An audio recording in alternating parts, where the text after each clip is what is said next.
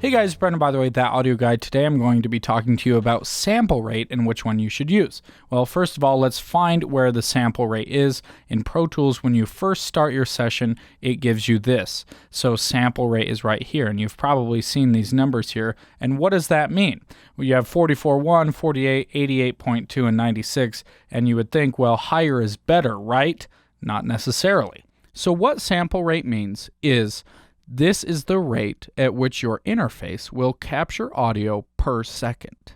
So in more simple terms, if you're recording a vocal and you have your sample rate set to 44.1 kilohertz, that means as your audio interface captures your voice going into your microphone, it will sample your voice 44,100 times per second. 48 kilohertz, it will sample your voice at 48,000 times per second. So if any of you have ever taken pictures, it's kind of like megapixels. The more megapixels you have, the more information that the camera is cramming into that picture. The higher number you go, the more samples it's capturing, which means the more stuff it's cramming into that audio file. So that will increase in your size of your file.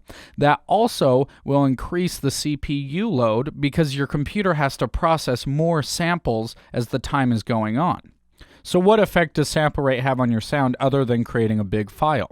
Your sample rate will determine the highest frequency that you can accurately reproduce in this digital realm. What does that mean? It's a lot simpler than it sounds. If you have a sample rate of 44,100 hertz, all you have to do is divide that by 2. So you will get 22,050 hertz. If you do 48K, you will get 24,000, and so on. Why would that matter? Well, human hearing is average of 20 hertz to 20,000 hertz. There's a couple people that can hear a little bit above 20K, and there's some people that can't hear 20K. So why does it matter to capture these sounds if we can't even hear them? Why not just record at 44.1 if we can only hear up to 20K? Well, let's look at it this way. If you are recording a live orchestra that has strings, it has brass, woodwinds, and all these instruments that have harmonics of a lot higher frequency, like up to, 30K or whatever, like a high flute or something, that is coming into your ear and your brain is processing that for you. But a computer doesn't think like you. You tell the computer, I want you to capture at 44.1.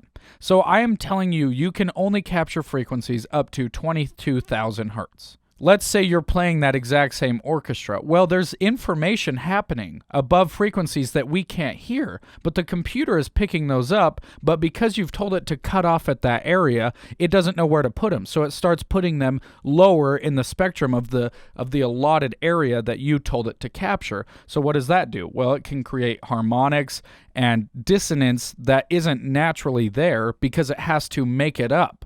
It has to make up for that missed content that it's also picking up, but stick it somewhere else. Okay, that's called aliasing, where it creates these ghost things that are happening that aren't really there. So how do you avoid that? Well, it's simple. You raise your sample rate. So if I were going to record an orchestra, I would prefer to do it at maybe 96K because then I can make sure that I am capturing all the nuances, all the harmonics and things that are going on. For you in your home studio, or you even in your semi-professional studio, I recommend just doing 48K because the things that you're most likely going to capture inside of a studio aren't even going to need anything above that. So you are just basically wasting CPU space and processing power. I know there's going to be people who argue against that, but I have recorded so many things on so many different sample rates, and 48K is plenty fine. I get things to sound just as good as I get them to sound on 192. It really doesn't matter. I have never recorded an orchestra. Hopefully one day I can. But in the meantime, 48K is just fine. So don't stress about, oh man, what do I need to do? My interface only goes up to 96. My interface doesn't even go to whatever. Who even cares? Just forget about it. You don't need to worry about these things so much, but it's good to know what they do and why they are there. So as a good general rule, I like to just go at 48K and 24-bit capturing. Thank you guys so much for watching. Hopefully this helped clear up some messy details and things that you weren't quite sure about. And remember to subscribe to the YouTube channel and subscribe to my email list where I will send you exclusive content, and head over to the website and sign up there if you're not already a member. It will change your life, I promise. Thank you guys so much for watching, and I will see you soon.